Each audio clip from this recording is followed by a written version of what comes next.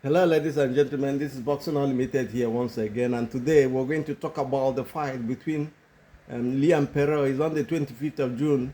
Liam Perot against Jonathan Navarro.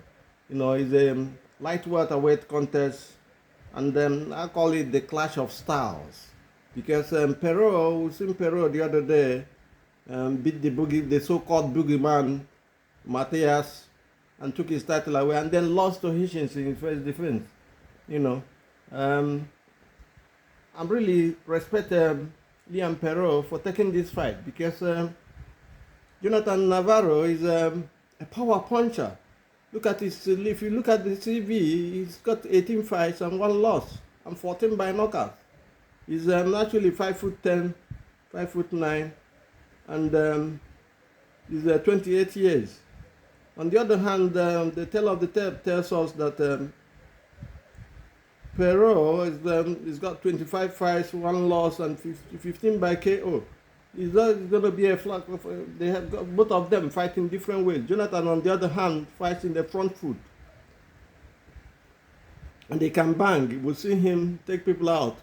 But for Perot to beat him, he has to take a page, take a lead from the fight. The only fight he lost to Vetara, Navarro lost to Vetara. The way Vetara fought him was in and out, frustrate, hold him, tie him, and make the fight a little bit ugly.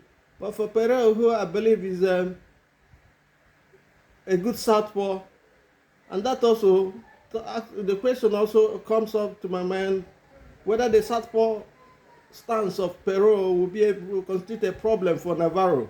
We never know about this because, as we say here in this channel, styles make fight. And you never know what is the style that you bring to the table is gonna do to your opponent. So, but I believe for Liam Perot to select, agree to take a fight against Navarro. Jonathan Navarro is class and very risky as well because Navarro is not a pushover. He's not somebody you say you're going to prepare the fight by fighting him. He's dangerous. He's powerful. He's a knockout artist and everything. But Perot is a seasoned fighter, former WBO light welterweight champion. So he's got experience on his side. But this fight is not gonna be an easy walk for both of them. Easy walk in the park for any of them. So you have to pay attention to certain things.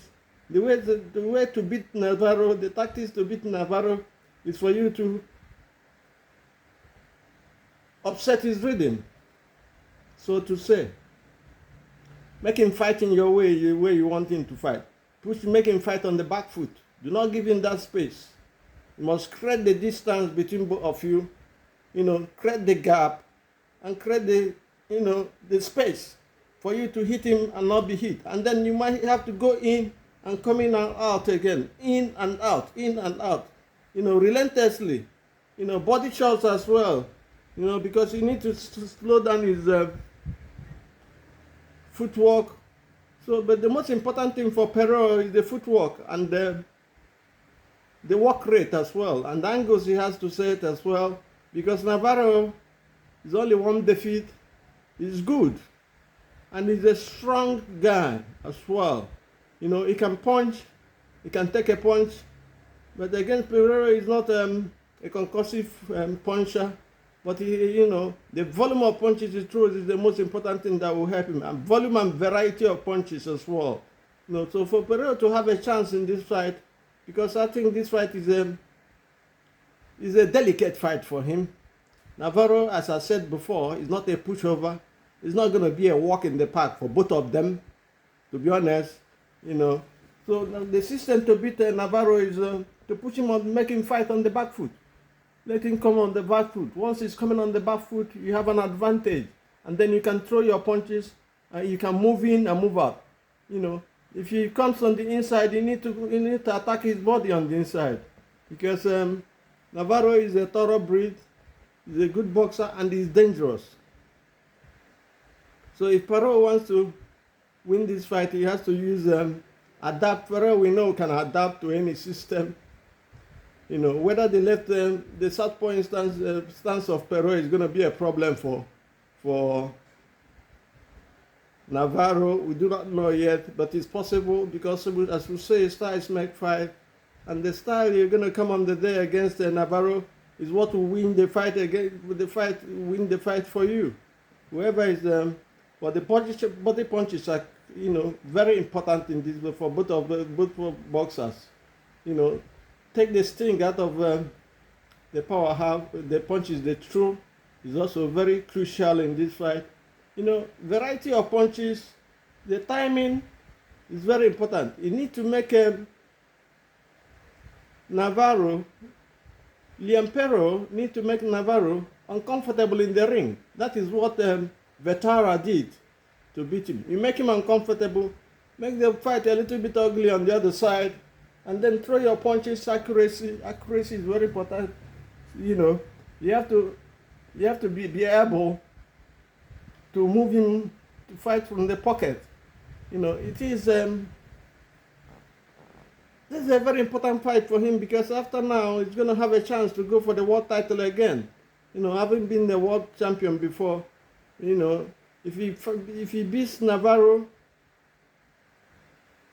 he has a chance to fight for the title against Hitchins or any other person, who is ready to make the call. Because Navarro, on the other hand, if he wins, he's on the high,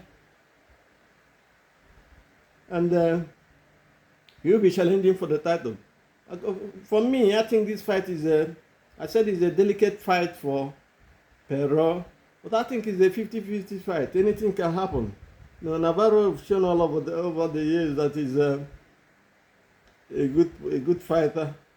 It won't be an easy fight for both of them, but whoever is going to win will have to have patience, have to have good timing, have to attack the body, have to master, and then the defense is another thing again. Because Paro, I'm talking to Paro now. Navarro has knockout rate that is very high. You have to be very careful with him. I know you throw a lot of punches, yes. You have to be relentless in your punches, and then take and make angles, create space, adapt, and your defense has to be solid for you to win or have a chance. Because Navarro is hungry, he's young, he wants to be a champion, and then you are the stumbling block, so to say. So you have to be very, very careful.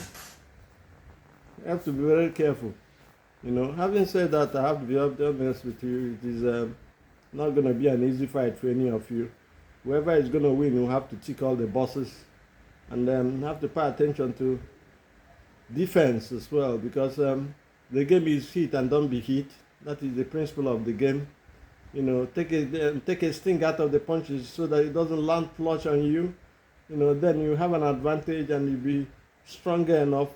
And then whenever any person misses, let the other take advantage. I'm talking in no particular order now. Talking for both of the boxers.